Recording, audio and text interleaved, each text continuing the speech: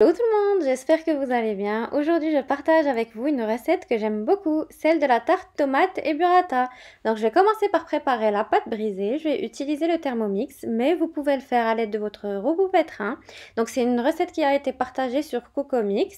Donc je mets 300 g de farine, une cuillère à café de sel, 125 g de beurre, coupé en morceaux et 100 g d'eau tiède. Donc je mets en mode pétrin pendant 1 minute, ensuite je pétris un peu à la main pour former une boule. Donc de mon côté, je vais former 2 boules car mon moule est très petit. Ensuite, au moment d'étaler, je mets la pâte entre 2 morceaux de papier sulfurisé pour éviter que la pâte reste collée au rouleau à pâtisserie. Je mets la pâte dans un moule à l'aide du papier sulfurisé et je pique le fond de ma tarte avec une fourchette pour éviter qu'elle ne gonfle.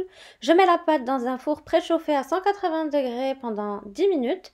Pendant ce temps, je prépare les tomates que je coupe en rondelles. Je sors ma pâte du four, je mets les tomates en rondelles, je mets du sel et du piment de Cayenne selon le goût et j'ajoute 2 cuillères à soupe d'huile d'olive. Je remets au four à 180 degrés pendant 25 minutes. Une fois ma tarte prête, je prépare ma burrata, donc la mienne a souffert du trajet supermarché maison. J'ai mis par-dessus de l'huile d'olive et du poivre, mais ça ne se voit pas trop parce que la burrata c'est encore plus cassé.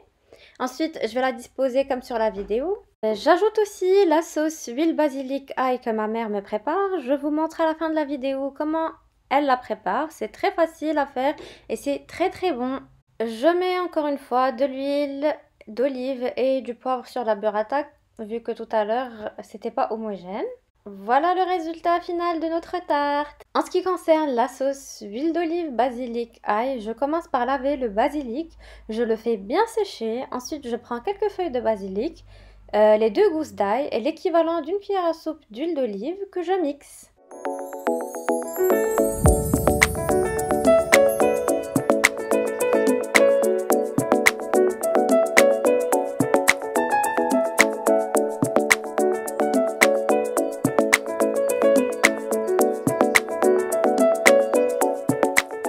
Ensuite, je sale et je poivre, donc je le fais maintenant parce que j'ai oublié de le faire au début de la recette.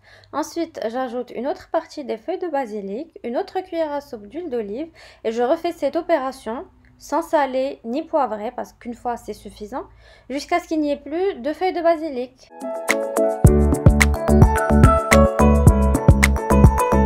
Je prépare ensuite le récipient qui va contenir notre sauce et pour qu'elle dure le plus longtemps possible, je mets de l'huile d'olive comme sur la vidéo. J'ajoute ma sauce maison dans le bocal. Je couvre d'huile d'olive si je ne compte pas l'utiliser tout de suite. Donc c'est l'huile qui va garantir la conservation. Voilà, la recette d'aujourd'hui est terminée. J'espère qu'elle vous plaira. Je vous fais de gros bisous et je vous dis à très bientôt.